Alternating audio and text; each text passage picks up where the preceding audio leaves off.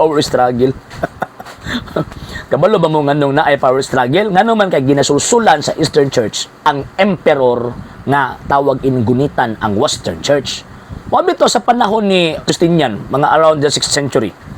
Sa panahon ni Justinian, gigalgalan sa tawag ini mga Eastern bishops ang emperor nga ipa-under, ipa-subject kay wala na, hagba na. Pero natinag ba ang Western Church? No. No, nga naman gitindog ang otoridad nga gikan pa sa unang siglo mao na ang gigunitan sa Bishop of Rome.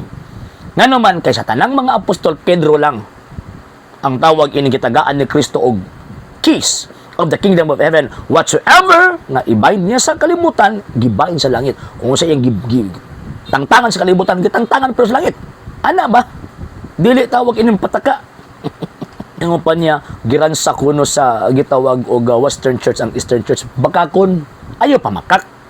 Nga naman, so pagransak sa Western Church at the time, nga standing pa man ang Eastern Empire. Naguba ang Eastern Empire totally ha, naguba totally ang Eastern Empire after na sa 15th century. Katong pagsulong sa Ottoman Turks. Guba sila. Kanang 1054, standing pa ang emperor at the time.